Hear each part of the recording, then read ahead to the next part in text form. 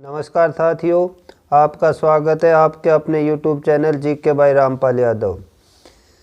साथियों, आज के इस वीडियो में हम हरियाणा स्टाफ सिलेक्शन कमीशन के जो पहले पेपर हो चुके हैं उनमें जो भी साइंस के प्रश्न पूछे गए थे उन पे चर्चा करेंगे।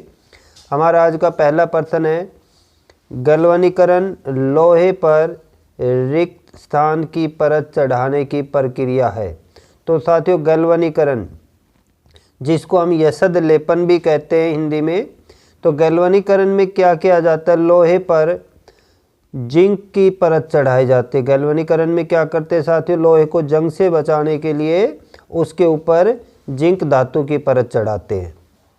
हमारा दूसरा प्रश्न है, कार्बोनेट अयस्क द्वारा ऑक्साइड में रूपांतरित किए जाते हैं। कार्बोनेट अयस्क रिक्त स्थान द्वारा ऑक्साइड में रूपांतरित किए जाते हैं। तो ऑप्शन ए है कैल्सीकरण, ऑप्शन बी भुनाई, ऑप्शन सी अपचयन, ऑप्शन डी उपचयन।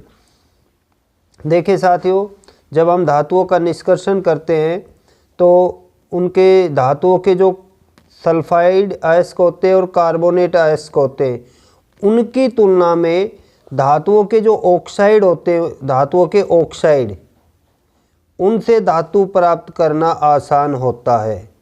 किससे? सल्फाइड और कार्बोनेट अयस्क की तुलना में धातुओं के ऑक्साइड से धातु प्राप्त करना आसान होता है। तो इसलिए जो धातुओं के सल्फाइड और कार्बोनेट अयस्क होते हैं उनको पहले ऑक्साइड में परिवर्तित किया जाता है और उसके बाद उनका रिडक्शन करते अपचयन करते हैं साथियों। तो जो कार्बोनेट अयस्क होते हैं उनको कैल्सीकरण प्रक्रिया के द्वारा ऑक्साइड में परिवर्तित किया जाता है। कैल्सीकरण को निस्तापन भी कहते हैं साथियों, निस्तापन। इसमें क्या किया जाता है, जो कार्बोनेट अयस्क होते हैं उनको सीमित वायु में गर्म करते हैं, अधिक तापमान पर गर्म किया जाता है, जिससे वो ऑक्साइड में और कार्बन डाइऑक्साइड में टूट जाते हैं। जैसे कि हमारे पास है जिंक कार्बोनेट है साथियों, तो इसको क्या करेंगे, जिंक कार्बोनेट को गर्म किया जाता है किसमें, सीमित वायु के अंदर, तो ये जिंक ऑक्साइड में और कार्बन डाइऑक्साइड में टूट जाएगा। इसी प्रकार जो सल्फाइड और होते हैं उनको भर्जन प्रक्रिया के द्वारा किसमें परिवर्तित किया जाता है, ऑक्साइड में परिवर्तित किया जाता है। जैसे कि हमारे पास है जिंक सल्फाइड है, इसको क्या करेंगे, वायु के साथ, ठीक है, वायु के साथ क्या करते हैं, वायु मतलब ऑक्सीजन के साथ इसको गर्म करते हैं, तो ये किस में टूट जाएगा, जिंक ऑक्साइड में परिवर्तित हो जाएगा और साथ में सल्फर डाइऑक्साइड गैस निकलेगी साथियों। इसमें कौन सी, सल्फर डाइऑक्साइड, ठीक है। इनके हमें जिंक सल्फाइड के भी 2 मॉलिक्यूल लेने पड़ेंगे, यहाँ पर जिंक ऑक्साइड के 2 बन जाएंगे साथियों और ऑक्सीजन के 3 मॉलिक्यूल। तो कहने का अर्थ है, जो कार्बोनेट अयस्क है उनको तो निस्तापन कैल्सीकरण के द्वारा ऑक्साइड में बदलते हैं और जो सल्फाइड अयस्क होते हैं उनको भर्जन के द्वारा किस में बदला जाता है, ऑक्साइड में बदला जाता है।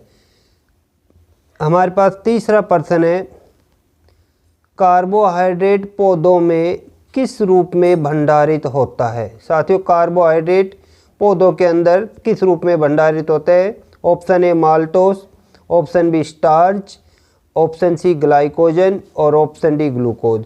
तो साथियों, जो कार्बोहाइड्रेट है वो पौधों के अंदर स्टार्च के रूप में, स्टार्च को मंड भी लिखा जाता है साथियों, मंड स्टार्च के रूप में भंडारित होता है और मनुष्य के अंदर ये किस फॉर्म में, ग्लाइकोजन की फॉर्म में। मनुष्य में किस रूप में होता है ये, ग्लाइकोजन की फॉर्म में। मनुष्य के अंदर किस रूप में कार्बोहाइड्रेट भंडारित होता है, ये ग्लाइकोजन में।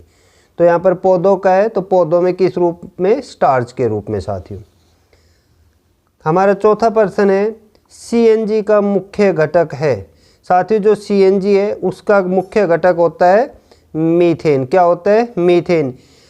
और बायोगैस जिसको गोबर गैस भी कहते हैं, बायोगैस या गोबर गैस, उसका भी मुख्य घटक क्या होता है?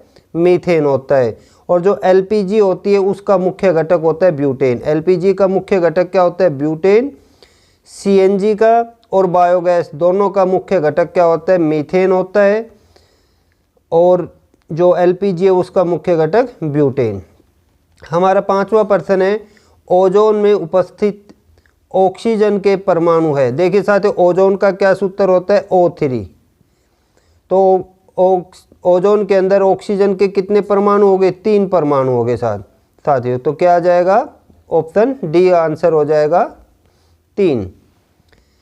इसके बाद है 6ठा प्रश्न, दूरदृष्टि दोष को रिक्स्थान का प्रयोग करते हुए सही किया जा सकता है। जो दूरदृष्टि दोष है उसको रिक्स्थान का प्रयोग करते हुए सही किया जा सकता है। ऑप्शन ए अवतल लेंस का उपयोग करके, ऑप्शन बी उत्तल लेंस का, ऑप्शन सी बेलनाकार लेंस का और ऑप्शन डी समावतल लेंस का। तो साथियों, जो दूरदृष्टि दोष होता है उसमें उत्तल लेंस का उपयोग किया जाता है। किसका? उत्तल लेंस का उपयोग, कॉन्वेक्स लेंस का उपयोग किया जाता है। और जो निकट दृष्टि दोष होता है उसमें अवतल लेंस का उपयोग किया जाता है साथियों। तो इसके बाद 7वां प्रश्न है, हरियाणा की मुख्य खरीफ फसल है। तो हरियाणा की मुख्य खरीफ फसल कौन सी है साथियों? चावल। हरियाणा की मुख्य खरीफ फसल कौन सी? चावल, धान। और यदि रबी की फसल पूछी जाए तो कौन सी है? गेहूं। हरियाणा की मुख्य रबी फसल कौन सी है साथियों? गेहूं। इसके बाद हमारा 8वां प्रश्न है,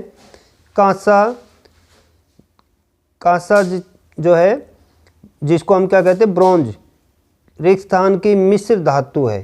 तो साथियों, जो कांसा है, ब्रोंज, वो किस किस की मिश्र धातु है? जो कांसा होता है वो कॉपर और टिन की मिश्र धातु है। किसकी? कॉपर और टिन।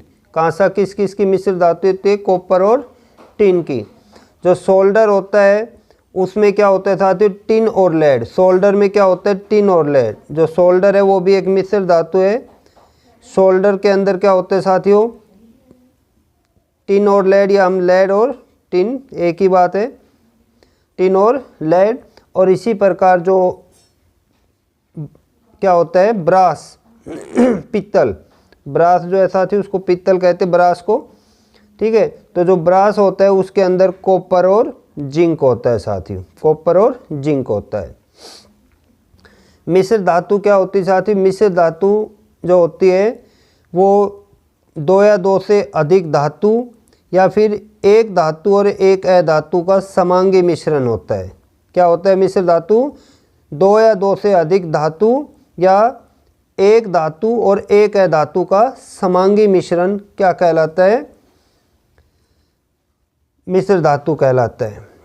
इसके बाद हमारा 9वां प्रश्न है, एक भ्रूण जिसमें पिता से X गुणसूत्र प्राप्त है रिक्स्थान में विकसित होगा।